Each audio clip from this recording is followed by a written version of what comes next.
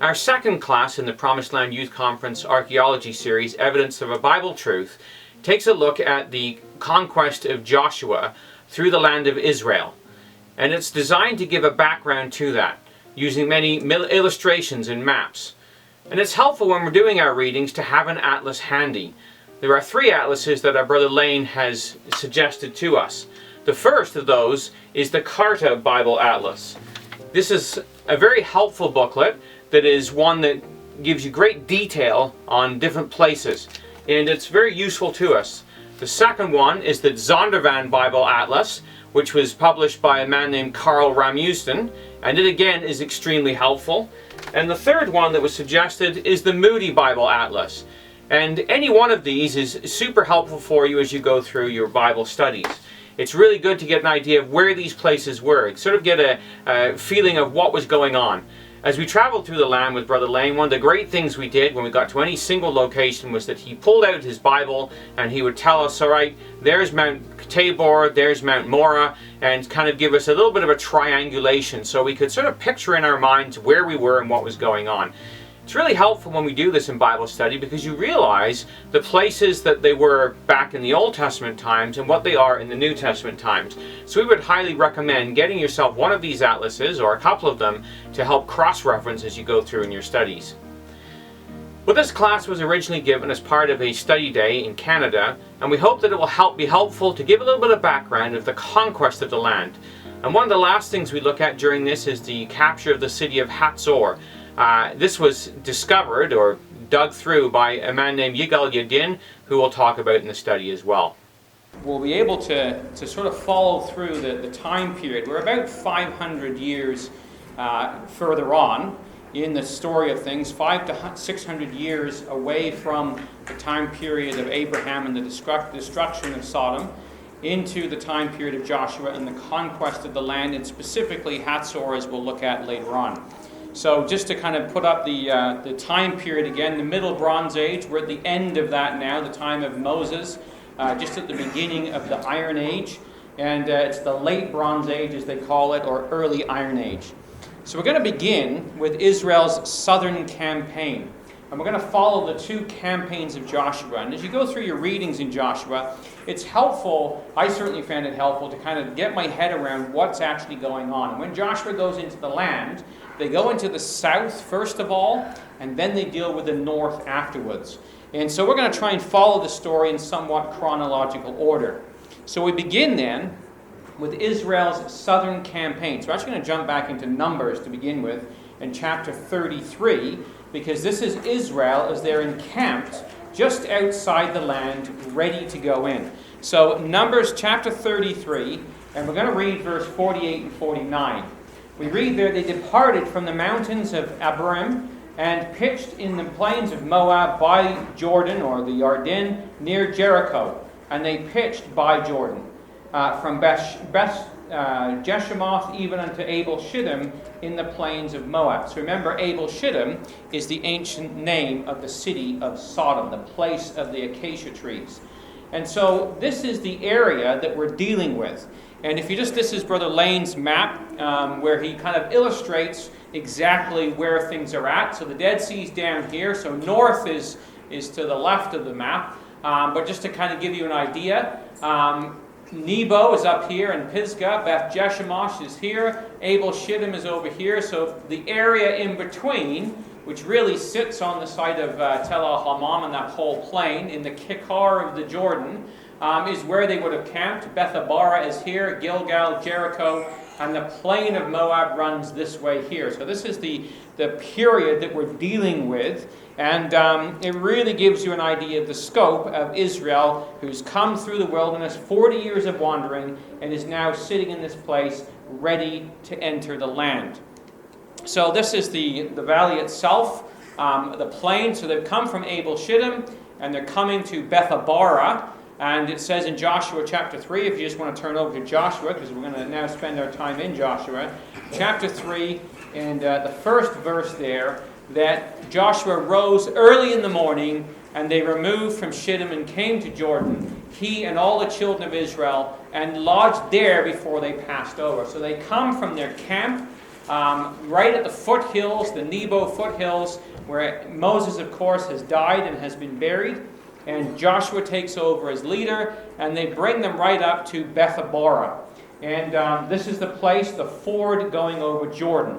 So we read there in chapter 3 and verse 17, the priests that bear the ark of the covenant of Yahweh stood firm on the ground above in the midst of the Jordan, and all the Israelites passed over on dry ground, and all the people were passed over Jordan.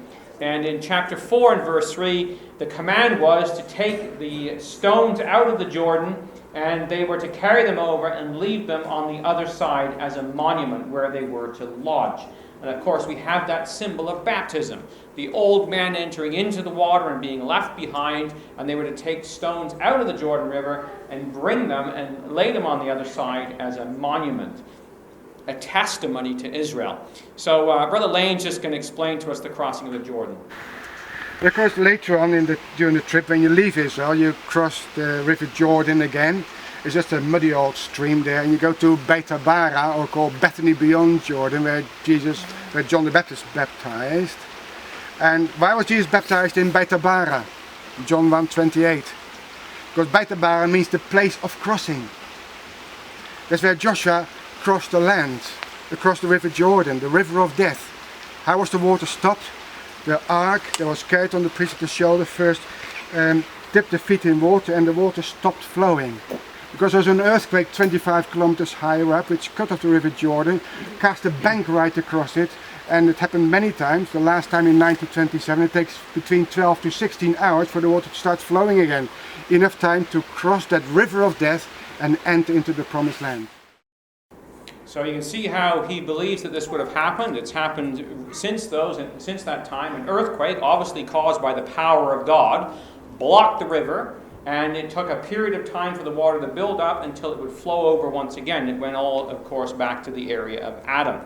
And so here you have that picture of Israel as they come across the Jordan River. So chapter 5 and verse 1, it came to pass when all the kings of the Amorites that were on the side of Jordan westward, and all the kings of the Canaanites, which were by the sea, heard that Yahweh had dried up the waters of Jordan from before the children of Israel, until they were passed over, their heart melted, neither was there spirit in them any more because of the children of Israel. And so they come across that into hostile territory. The people are terrified, and it's at this point in time an act of faith then has to take place. Because in chapter 5 and verse 2, Yahweh said to Joshua, all right, now you're in hostile enemy territory. Now that you're no longer separated by the River Jordan, I want you to take and incapacitate all your fighting men. You're going to circumcise all the males. And so at that point in time, Israel is absolutely at the mercy of God. And brothers and sisters, that's what we have to realize in our fight in the truth. Once we cross those waters of baptism, we are helpless without the power of God to save us. And we sometimes think, well, that's the end of the journey. Israel crossed the River Jordan, that's baptism. And sometimes we look at baptism that way. You're in the truth. Well, that's when the race begins. And if you think, well, I'm just not good enough, and I'm not ready, and I can't do it. Well, God proves to them, you cross the River Jordan, A, you don't do it by your own means, because it's a miraculous thing anyway, which is what baptism is, the way God has provided. B, once you get across to the other side, you can't do this in your own strength. And just to prove it to them, they're all circumcised on the other side of the River Jordan at a place called Gilgal, which means that the rolling away. And so here we have them there. They cross over the river. And in chapter 5 and verse 10, the children of Israel encamp in Gilgal, and the first thing they do is keep the Passover in the 14th day of the month at even in the plains of Jericho. So here we have them entering the land some almost 40 years later from when they left Israel, or from they left Egypt. In Egypt, they had a Passover, and then they crossed over the Red Sea. Here, they cross over the River Jordan, and then they have a Passover. But the two things kind of mirror one another. A symbol of God's deliverance, reminding them how God had delivered their parents out of the hands of Pharaoh. And again, it was God that had done that. And of course, when they come into the land, we're told there in verse 11, they did eat of the old corn of the land on the morrow after the Passover, unleavened cakes, parched corn, the self-same day. And the manna ceased on the morrow after they had eaten of the old corn of the land. Neither had the children of Israel manna any more, but they did eat of the fruit of the land of Canaan that year. So here we have a situation where, of course, the manna that sustained them for 40 years through the wilderness now ceases as soon as they get into the promised land. They begin to eat the fruit of that land. The very fruit, if you remember, that those 12 spies had brought back and showed to them, but the 10 had said, "We be not able to overcome." Well, here they are, they're in the land, they're eating that fruit. And so that's the way the story begins to roll out. Turn in your Bible to chapter 5, though, and let's just take a look at this little narrative that happens in verses 13 and 14. It's one of those, I almost call it a comical little description. I don't mean funny in that sense, but it's ironic, perhaps. It makes us look at ourselves and sometimes realize where we really stand in relation to the power of Almighty God. Joshua chapter 5 and verse 13, it came to pass when Joshua was by Jericho, so they're on their way going up to the city of Jericho, he lifted up his eyes and looked, and behold, there stood a man over against him, with a sword drawn in his hand. And Joshua went to him and said to him, "Are you on our side, or are you on the side of our enemies, our adversaries?" So this is the angel of Yahweh, and Joshua asks him, "Are you on our side?" And the angel says, "No." Now you've got to stop and think about that for a minute. Joshua has just been appointed as the leader of God's people by God himself, confirmed by the miracle of the crossing of the Jordan, just the same way that Elisha was confirmed to follow on from Elijah when the Jordan River was opened, parted. And they get into the land, and he meets this angel, and he asks the angel, "Well, are you on our side?" And the angel says, "No." See, what Joshua had to realize was, it's not a question of, is God on my side? The question that really is being posed is one to Joshua. Are you on God's side? Because notice what he says then. He says, "No, but as captain of the host of Yahweh am I now come." He says, "I'm captain of Yahweh's host, Joshua, not you." And brothers and sisters, that's what we need to realize in ecclesial life. We might think that we're in charge. We might think and hope that, is God on my side in an issue or whatever else. It's the total wrong perspective. What we have to get through our heads is the question is, am I on God's side? He is the captain of the host, this angel that stands here of Yahweh's host.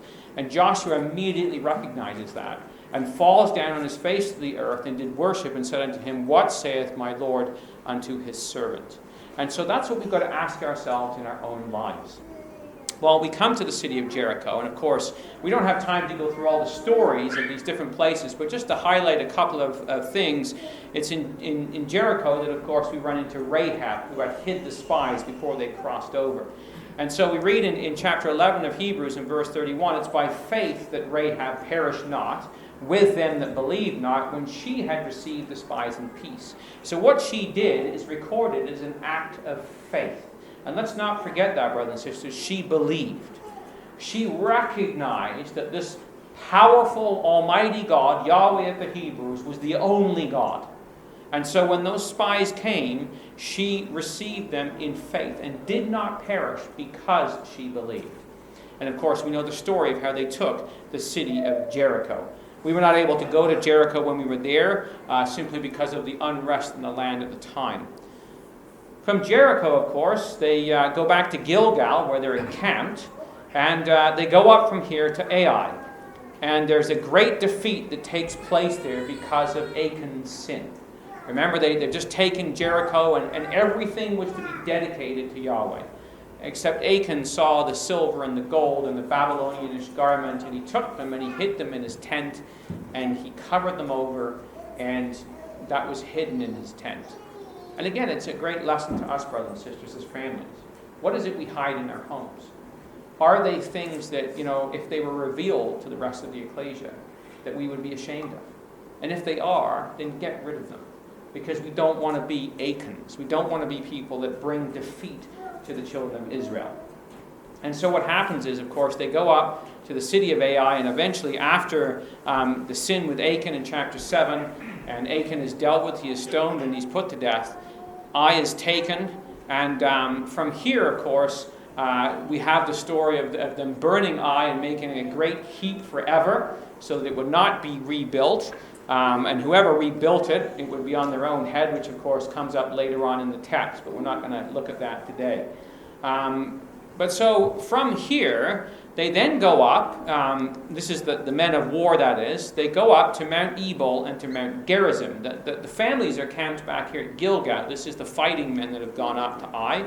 And they go up to Ebal and Gerizim, and it's there, of course, in chapter 8, that they built an altar to Yahweh, the God of Israel, in Mount Ebal, as Moses, the servant of Yahweh, commanded the children of Israel, as it's written in the book of the law of Moses, in Deuteronomy, of course.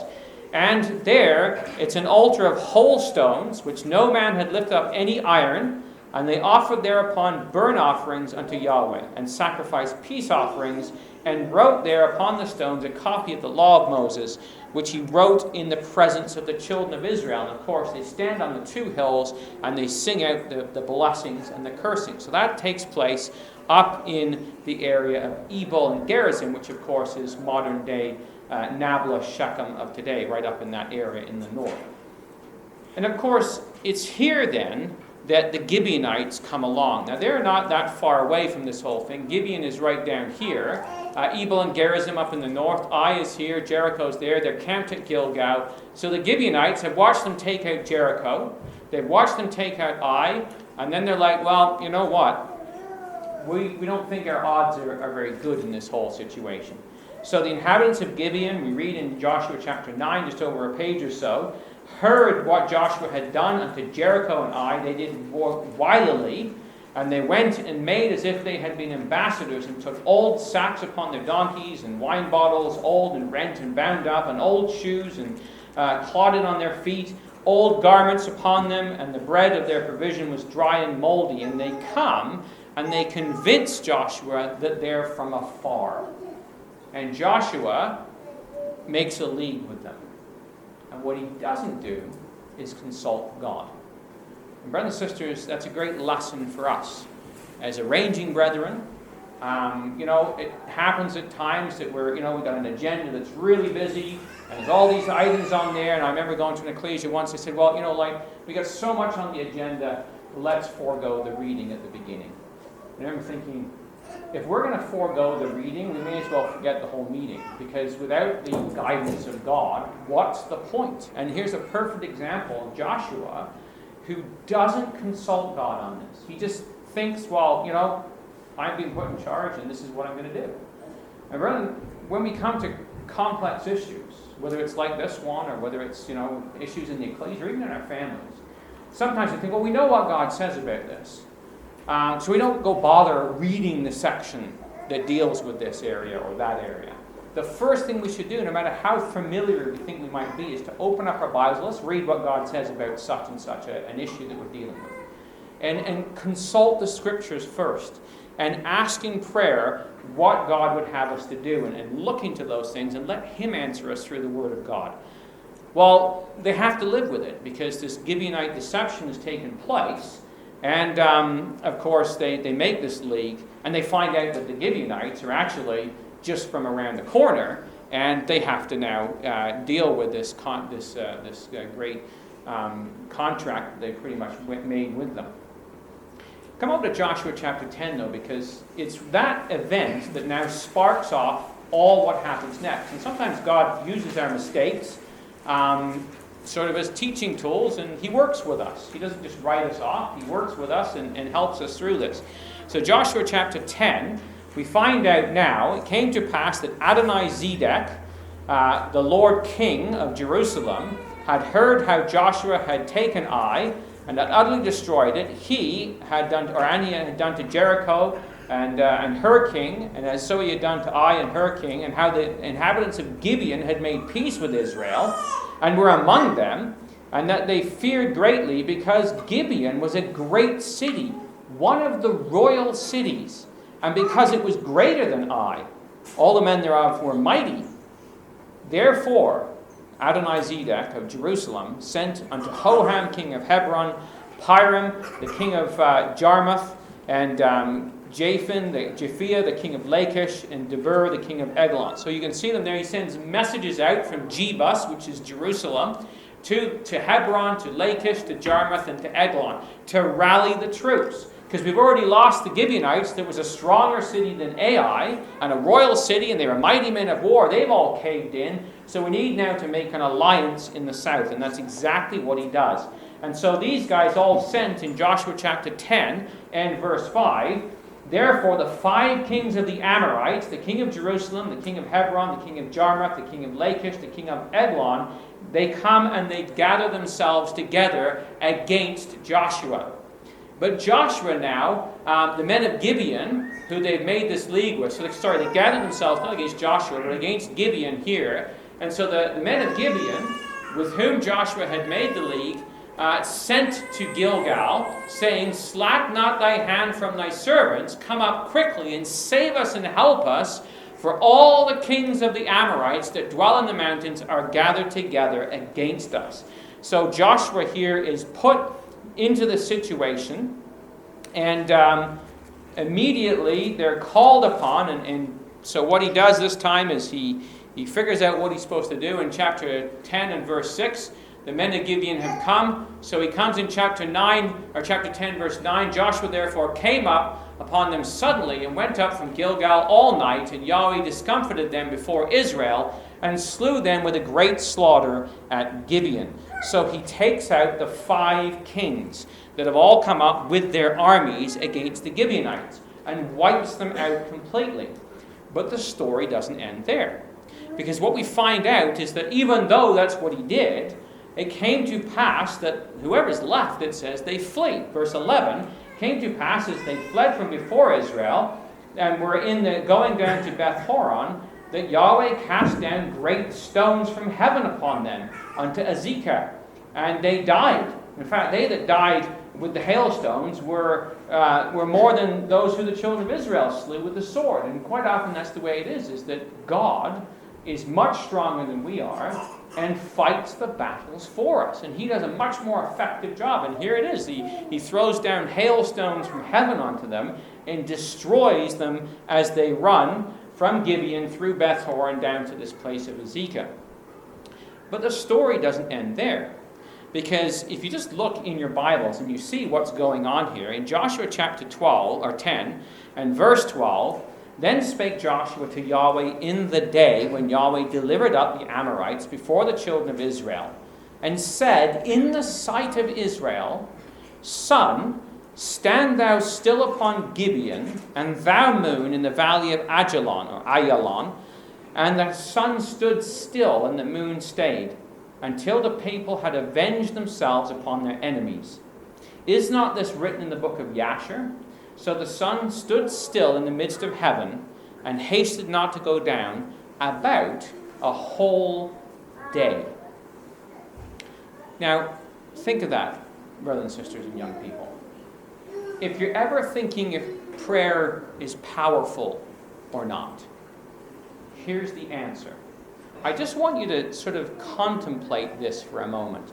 Just look at verse 14. It says that there was no day like that, before it or after, that Yahweh hearkened unto the voice of a man.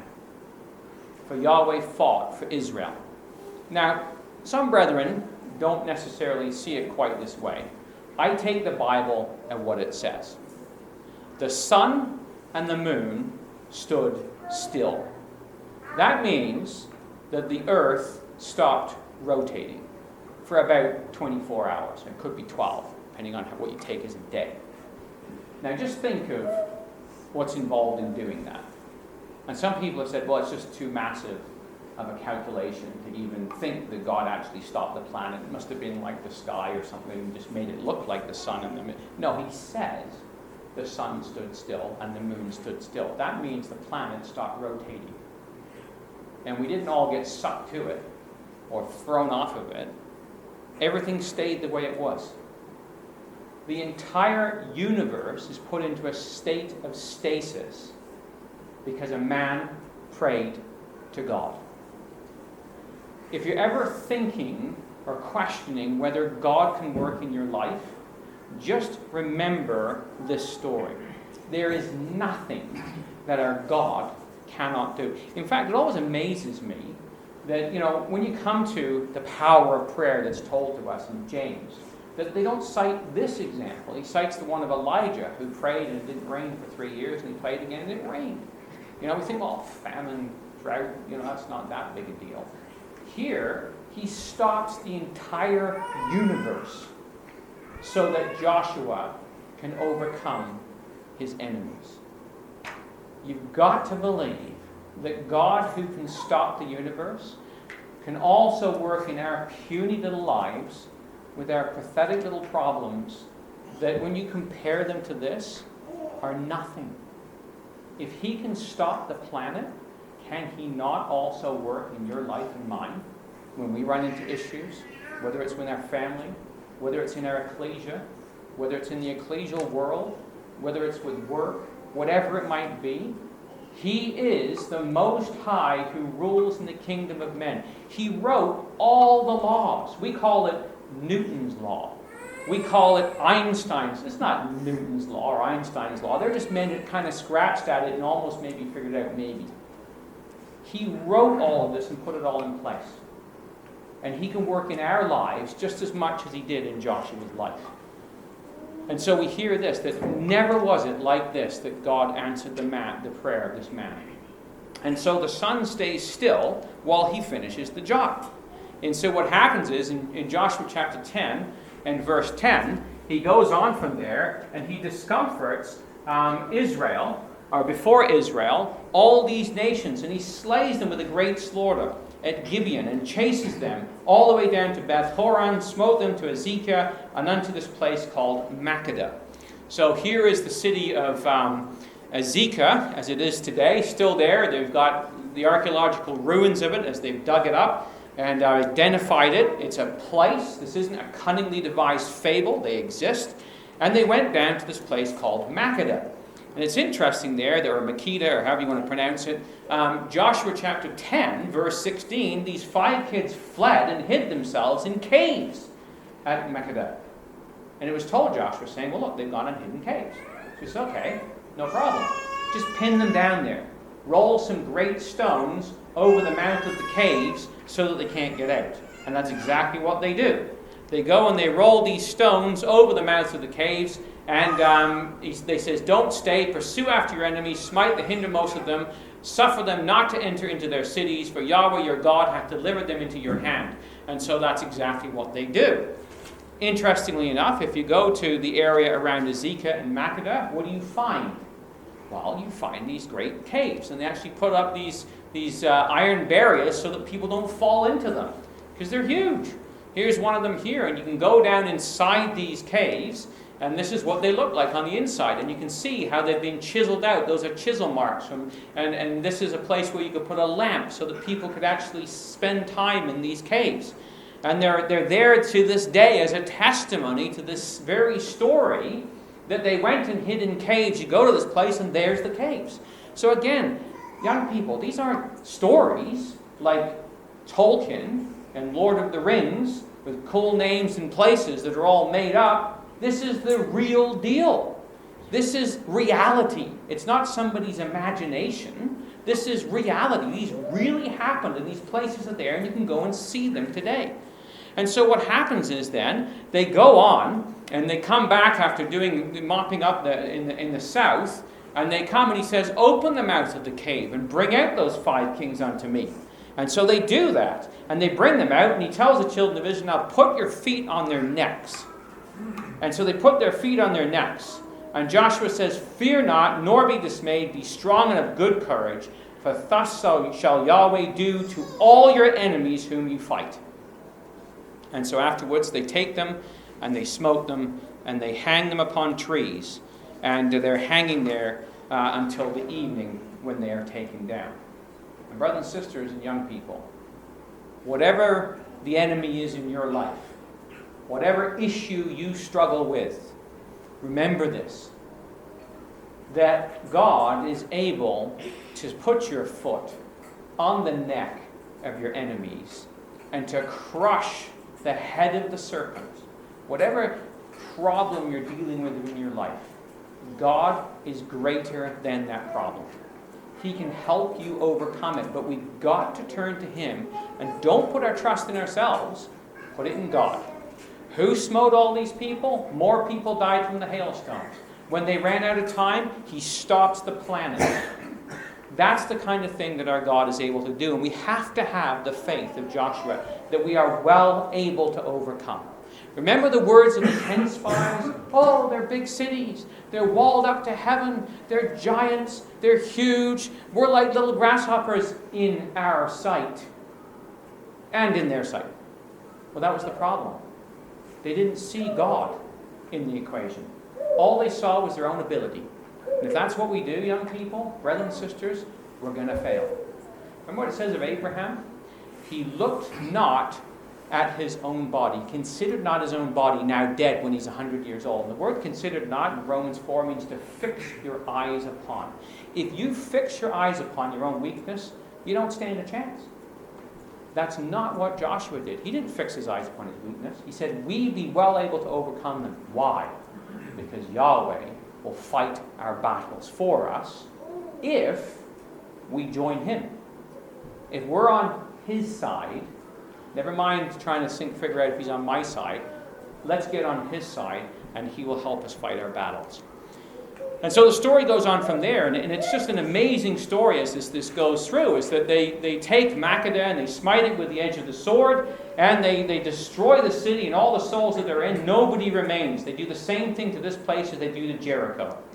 And they go from there in chapter 10 and verse 29, and they fight against this place called Libnah, and they do the same thing to it. So here's Makkedah, and they go over to Libnah, and they obliterate Libnah as well, and they take this city over.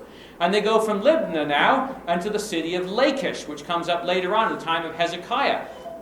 How do they do it? Yahweh delivers Lachish into the hand of Israel. And it's the second day they take it and smite it with the edge of the sword. And so they take that place over as well. And while they're at Lachish, the king of Gezer, who hasn't joined the Confederacy, says, look, I got to get in on this because sooner or later they're coming for me. So what he does is he gets in on this. Horam, the king of Gezer, or Horam, the king of Gezer, came to Lachish, or to help Lachish, and Joshua smote him and his people. So they send in their reinforcements, and that doesn't work either, because it's Yahweh that's fighting for Israel, and Yahweh will fight for us as well. Verse 34 to 35, he goes on and he fights against Eglon, and they encamp against it, and they take it as well. On that day, they smite it with the sword and all the souls that are therein. So one after the other, Lachish, Eglon are taken. They come up to Abraham's city, to the city of Hebron. All Israel, all the soldiers come together and they fight there against it. And you can imagine the speech that Joshua would have given as they come to Hebron, the city where Abraham, Isaac, and Jacob are buried. This is the city of our fathers. And they go and they take that city as well. And they finish up and they come down to Debir. And they take Debir as well. So that's the southern campaign. The whole of the southern area is wiped out. From Gilgal to Ai, Jericho, Gibeon, Jebus, Beth-horon, Gezer, Libnah, Jarmuth, Hebron, Lachish, Eglon, Gaza, Debir. That whole section is just taken over and put into the hands of the children of Israel.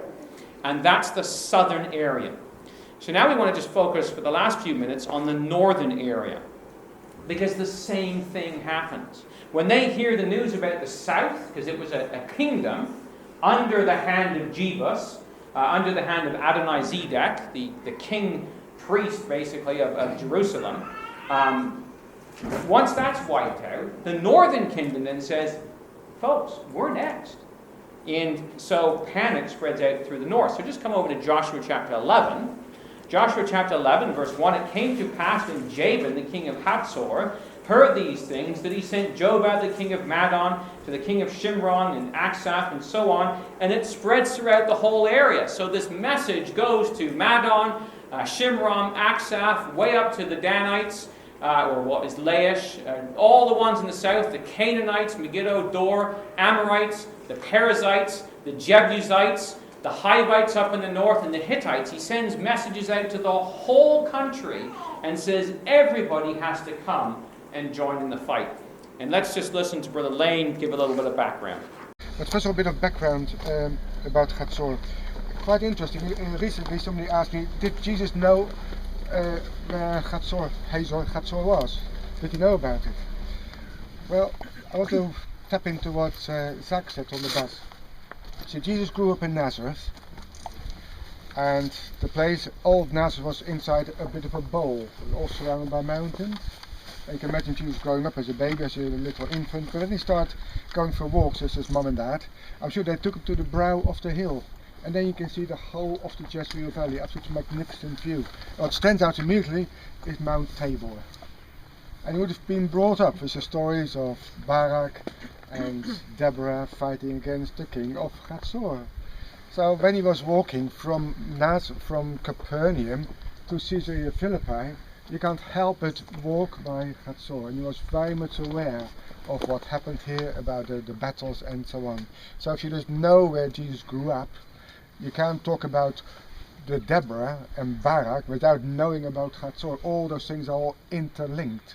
So although we don't know much about how Jesus grew up as a young person in Nazareth, the surroundings in which he lived told him everything about the scriptures. So Joshua chapter 11, it came to pass when Jabin, king of Hatzor, so this was his kingdom, and this part which has been excavated partly is only the upper tell. All the big field here which has been plowed, that's all the lower tell, which hasn't even been excavated, as far as you can see. It's a huge city. So the upper part is where the king lived, where the palaces were, where the temples were. This is more the civil administration, you may say, and that's where all the people lived. But archaeologists are interested in big buildings, palaces, gateways. The houses, the people, that can wait till you get a bit more money. So it came to pass when Jabin, king of Hatzor, had heard these things, he sent to Jobab, king of Madon, to the king of Shimron, to the king of Achshar. The kings were on the north of the mountains, the plain south of Kinneret, that is the Sea of Galilee, and to that's on the west, the Canaanite on the east, and on the west, the Amorite, the Hittite, the Perizzite, the Jebusite, the Jerusalem people, the Hivite, unto Hermon, which you can see right there at the end of the valley.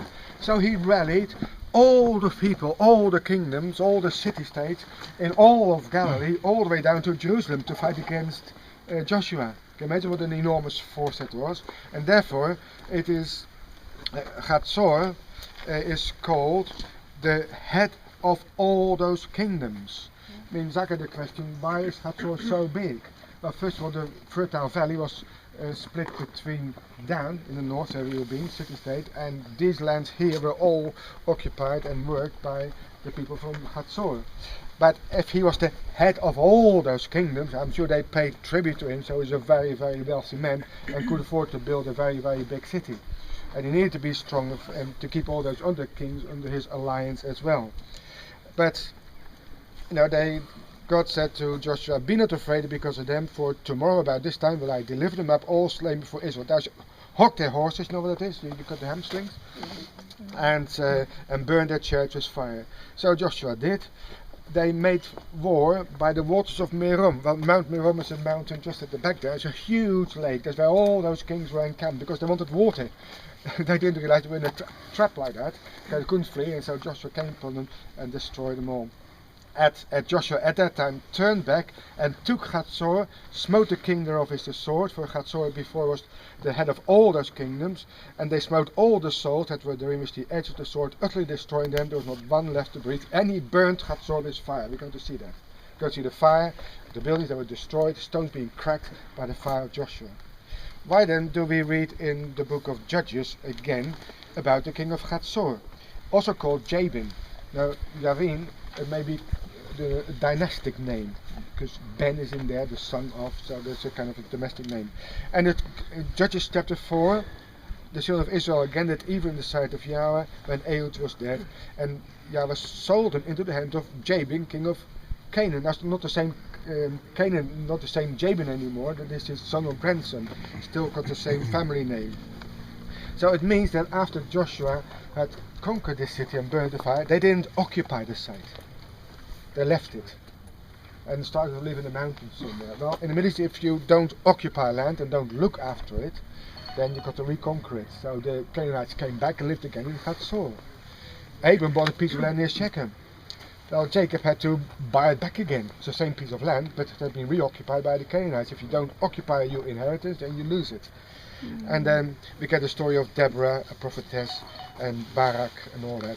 And we'll talk a bit more about that. But the place where they rallied, around Mount Tabor, so Barak went to Mount Tabor, that's right beside Nazareth. So Jesus grew up. There's a story of knowing about King of Hatzor, the battle of Joshua. He could conquer all those nations that were gathered together against Joshua without any much big problem. And that must have given Jesus the confidence in the power of God, and that God would, if he could look after Joshua against a huge confederation of all the kings in the whole northern part of Israel and overcome them, then he could look after him as well.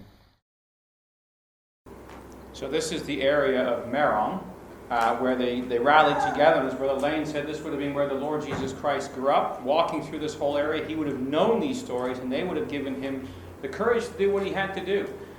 So here's the city of Hatzor, or Hatzor as we know it, and here's Merom. And there was water that comes through here, so when you've got all these massive armies together, you have to, it's not like today where you have, supplies flown in by helicopter and whatever else. You have to be able to feed and water these guys. So that's usually strategically where they would be. And of course, we find that Joshua is told by Yahweh to be not afraid of them, but tomorrow about this time I will deliver them up, all slain before Israel, and you're to hoof their horses and burn their cities with fire. So they're pitched in Merom in Joshua 11:4. He's to go up and to fight against them, and that's exactly what he did. He came up with the people of war against him by the waters of Merom suddenly. They weren't expecting them, and they fell upon them there. So they're putting together this invasion army, or this army to go attack Joshua, and they're going to try and come and take him. Joshua beats them to it, and he goes up and he takes this whole area. And the whole area is brought under his control. He takes the city, goes right up from here to the north, past Kadesh, up to the greater Zidon, onto a place called Misrephothim, or something along that lines. What it means, interestingly enough, is the burning of water. And we think about that as the lake of fire, right? The book of Revelation talks about it. Revelation 19:20, Daniel 7:11, Ezekiel 39, verse 6. They all stand as sort of parallels of this in the time of the end. There's some great types in that. But so what he does is he comes through this whole area. He comes to a place called Baal Gad, the valley of Mishpah. He takes that as well, which is right below Mount Hermon, that we'll look at later on. And he comes all the way down to Hatzor, burns it with fire. We're going to look at that in just a moment. But then he comes through this whole area and fights against it. Kadesh, Merom, Madon, Shimron. He takes Aksaph and Dor, remember the witch of Endor and whatever else, and so on. Jokneam, Megiddo, Jezreel, all this area, through this whole area is taken, and they all become cities that Joshua rules over. And the challenge Joshua gives Israel at the end of his life is this. It's in Joshua 24. Let's just look at it before we just look at Hatzor for a minute. Joshua chapter 24. This is after they've conquered the whole land. He puts a challenge to them in chapter 24 and verse 15. He says, look, if it seem evil unto you to serve Yahweh, choose you this day who you're going to serve. You can serve the gods which your fathers served on the other side of the flood, or you can serve the gods of the Amorites in whose land you're now dwelling. And the implied point there is, what good did it give them? The ones on the other side of the flood is where the Reubenites and the Gadites and half the tribe of Manasseh are dwelling, on the other side of the river Jordan, right? They're all dwelling on that side, and it's Israel occupying their lands. Or the gods on the people on this side, who's living there now? The Israelites. And young people and brothers and sisters, that's the challenge to us. We've got to choose who we're going to serve. Are we going to serve the gods of the nations around us? Look how they helped them out at this point in time. They were useless. Or are we going to serve our God who is able to deliver the victory? Well, we come then just to spend our last couple of minutes in Hatzor, city of the north. This is the great city that is spoken about a lot in Joshua. And again, these are not cunningly devised fables. For the longest time it was said, there is no Hatzor, critics of the Bible, the city doesn't exist. And then along came this man, Yigal Yadin, 1955, and his father, by the way, was a man named Eliezer Sukenik. He was the one who bought the first copy of the Dead Sea Scrolls, opened it, and read it the night of the proclamation of the State of Israel. And he read from Isaiah where it says the Lord will send his hand a second time to bring again the nation of Israel and bring them into their land, while the proclamation is going on that this is now the nation of Israel. That's his dad. Now Yadin was an archaeologist, but he was also a general in Israel's army, sort of when he wasn't being an archaeologist. His day job was archaeologist. When necessary, he was one of their main generals. And many people in Israel, it's like this. And so he went and he excavated Hatzor in 1955. And this is just a little bit of footage from that dig. Yigael Yadin opens excavations at the site of the ancient city of Hatzor in the summer of 1955. Hoping to find ruins from the reign of King Solomon, Yadin is excited when he uncovers a city wall similar to the one found at Megiddo. When excavators reach the end of the wall, Yadin confidently stakes out an outline on the ground based on the Megiddo gate and tells his excavators to dig there. To their amazement, as they dig down, the gate appears exactly where Yadin had marked. The archaeological community is so confident of Yadin's conclusions that they accept the three cities as type sites.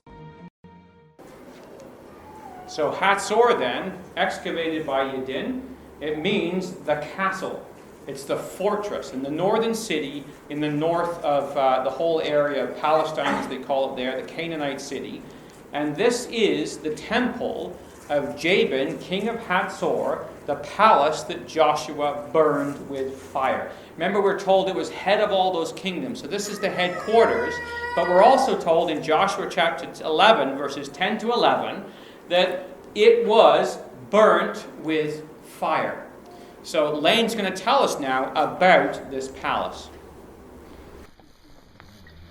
Right, here you're standing in the very ancient palace of Hatzor.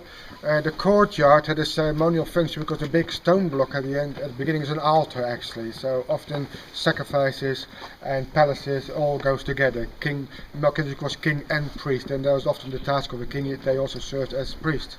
This building then, this is the entry courtyard. The roof has been kind of reconstructed to follow the original roof pattern. Here it was supported by massive trees standing on a base of basalt. The black stone is all volcanic rock, is basalt, makes a very good foundation. The one on top may have been contained with mud brick. You can see how solid this is. But look at the base itself. All the stones being cracked by the fire of Joshua. And if you walk inside the building, you see it used to have timber frame around it. So you get in the inside, you get part stone, part actually a lot of mud brick. And then they plastered it over and it looks very nice. But on the inside, you can see the bottom basalt course totally broken up and cracked of the huge fire that was made here by Joshua to burn this palace to the ground. And that's very interesting. So come inside there and look at the burning of Joshua. We just read that Joshua burned the city, Joshua 11. Now here is the evidence of it. Okay, so let's go inside. These basalt slabs, as you can see quite clearly, are just broken up, fractured by the terrific heat of the burning by Joshua. You need a temperature of about 800 degrees centigrade to be able to crack these stones. And so this whole building that was built up, the bottom is all basalt stones, and the mud brick itself, which can stand the fire. But look at the stones in the corner there. If you pick them up by your hands, they just break in pieces. But they're being exposed to such an intense heat that destroyed the whole of the building. Yes? So Joshua destroyed Hatzor. Here's the evidence right in front of your eyes. So again, these aren't cunningly devised fables. We read that it was destroyed by fire. They uncover it, and what do they find? They find the evidence. the stones that have been broken because of the intense heat. And you can actually still see the stains of the soot that's on the wall during that time period when Joshua came and when they burnt this city to the ground. That's the column he was mentioning at the entrance, the huge columns that were built. They believed that they would have brought the wood down from Lebanon. The altar of the king priest at the beginning. And what's very interesting was that, when Yadin went in there, and it's all in his book, he wrote a book on this, it's quite a fascinating book, they were trying to find the temple area. And the archaeologists first uncovered what they believed was the temple complex. And so they dug down expecting to find some pretty cool stuff. And they found nothing. It was just this great slab, granite sort of, or limestone rock. And they all scratched their heads and they thought, well, what happened here? Where's all the ruins? Where's all the stuff? And so Yagin had a bit of a hunch. He said, well, what if this isn't the floor? What if this is actually the roof? And when they burned it, because it was those big wooden beams, the roof collapsed and landed on top of everything. So he took a very brave move in archaeology to break through this find that they had, and they took out what did end up being the roof, and when they uncovered it, what they found was all the stuff of the temple. And this here is actually a Baal mask.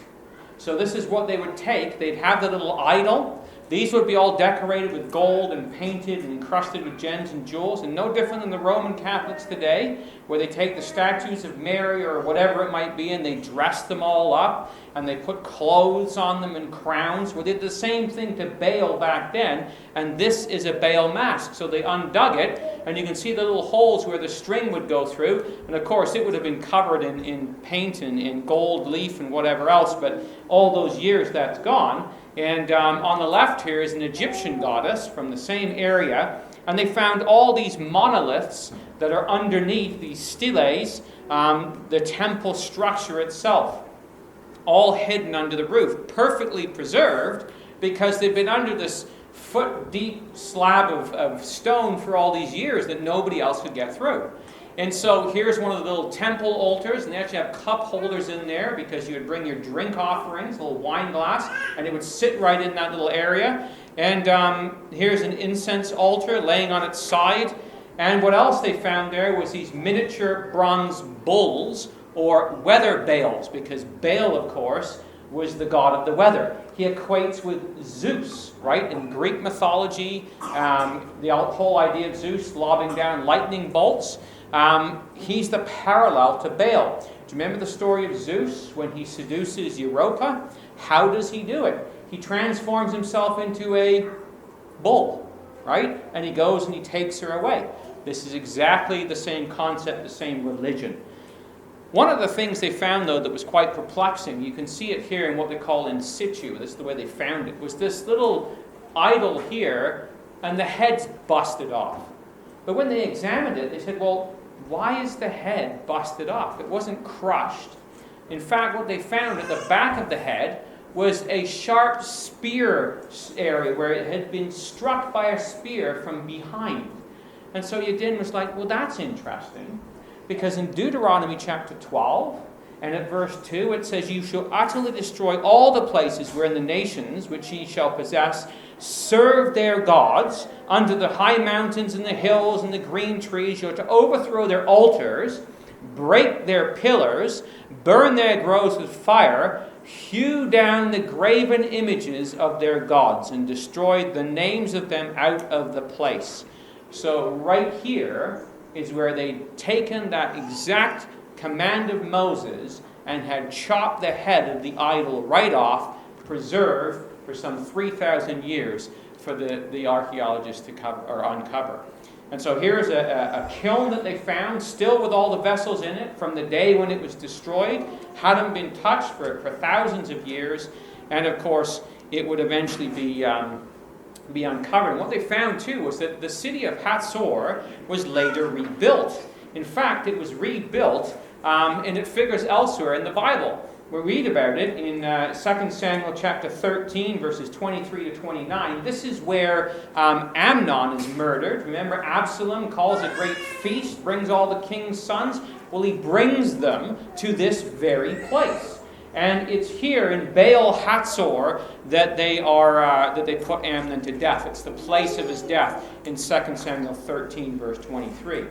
It's also the place, though, where they rebuild, and they have this great gateway here that Yadin had found, and Lane will just describe it. So the middle passageway of the gateway, this is a Solomonic gateway. And by the way, if you study the Temple of Ezekiel, has also got 3 chambers on either side. Yes, it's a Solomonic gateway in a sense. So there's one chamber, here's the second one, like in Dan, but here is the 3rd chamber. That's the earlier type Solomonic gateway, here built in, because King Solomon, he built all those cities. He built Megiddo, and Gezer, and Hatzor, and so on. Yeah, so he occupied the cities which the children of Israel in the time of Joshua should have done. If they had done it, then Solomon didn't have to start all over again building. And you can see the city wall, stone, a double city wall going round there. You can see the 2 lines of walls. We call it a casemate wall. It's kind of a double wall, because on the inside, in peacetime, you can use those chambers for storage, or you can store all your weapons there. But when the enemy comes, you want to make the wall stronger. They put a lot of dirt and stones inside the chamber, so then suddenly the wall becomes about 9 meters wide. Yes, so in peacetime you can use the chambers inside that hollow wall, casement wall, but in wartime you fill them up with stones and you get a massive wall, 9 meters thick. You can bash against it with your battering ram, you don't get anywhere at all. So this is then the basic Solomonic gateway, and once you understand this gateway, and I showed you the picture before, a 2-story building, soldiers on top, the 2 towers in front, inside ladders to the 3rd story, and you can see far and wide and give you signal of the watchman. And you better watch out as a watchman, because your blood will be upon your own head if you're just not failing to warn of an invading army. So an important feature in the town, and there's only one gateway, no other gateways. Ancient cities, apart from 1 and 2 here, always have got only one gateway, one for entry and for exit. So there it is, the Solomonic gateway he was talking about, and the reconstruction drawing that he did from that, to show us basically, this is just the bottom area of it, just the last course of a couple of bricks. It would have been built way up high over that with mud brick and would have towered over. And there's those casement walls, and these are actually stables that he'll talk about later on. There's also a palace built by King Ahab there. And what was very interesting about this, and we read about it, is Yadin, as he excavated this whole site, and it's still being excavated. These are current excavations from 1955 right through to today. And he was like, well, this is really odd because there's no water source for the city. And, archaeologists are kind of like engineers. Once they get onto something, they just can't let it go, right? So he found this divot in a field. And he said, I bet, based on all his calculations and whatever else, that somewhere down here we're going to find the well. And it was just a dip in a field. So they started digging. Well, this is the beginning of the dig. And they dug, and they dug, and they dug, and they kept digging until they got all the way down to the very bottom. And at the very, very bottom of this well, which they date to the time of Ahab, when you go all the way down there, right down under the earth, these are the ancient steps at the side. They put some concrete ones there. Lane was not very happy about, but those are the original steps. Right down to the very bottom, and there is the water still there at the bottom of Ahab's well. So these Bible places we read about, they are really there. They were there, and they are dug up today as evidence of the truth of the Bible. Interestingly, from Ahab's day, they found some ivory. And it's interesting that you read in Amos 6, "Woe to them that are at ease in Zion, that trust in the mountain of Samaria, wherein they name the chief of the nations, to whom the house of Israel came." And he tells them, "Ye that put far away the evil day, and cause the seed of violence to come near, that lie upon beds of ivory, and stretch themselves upon their couches." He says, woe to you, destruction is coming. And young people and brothers and sisters, this world we live in, all its structures, its business, its schools, its infrastructure, and it all looks so solid and so real and so, eternal. It's all going to be gone in a very short time. Don't put your eggs in this basket. It's all going to get ruined.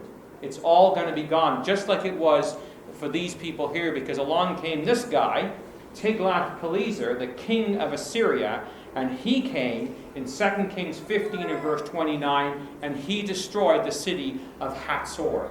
And we're told in the prophecy of Jeremiah 49:33 that Hatzor would be a dwelling for dragons and a desolation forever, and no man shall abide there, nor any son of man dwell in it. And that is exactly the situation today. So the lesson for us from Hatzor then is read through what the Bible has to say. Don't let the gods of the nations in whose land we dwell become our gods, because they cannot deliver us. They're not going to help us. In the day when we need them, they're not going to help us. What do they do for the nations around us? How did Sigmund Freud end up? One of the great gods of this world of psychology. He's the moron that introduced cocaine to this whole society. So if you're reading his books, they were all a cocaine drug trip. Like, that's the kind of people that the world looks at and says, oh, they're brilliant. It's rubbish. The gods of this world are useless. Absolutely useless. We've got to put our trust in this God. And don't let their gods become the things that we serve. Do what Joshua was commanded. Cut their heads off. Knock them over. Push them out of our lives. Do not invest in their types of things. We are well able to overcome them. Remember the lesson of the Valley of Ajalon. When you run into problems in your life and it looks like it's just something we can't do, remember that it's God's side that we have to get ourselves onto. And if we do that, He is able to help us to overcome. If you're interested, there's a great book by Yadin. You have to get it at a second-hand bookstore or look for it online. It's called Hatzor, and it's a great read if you want to get more of the background information.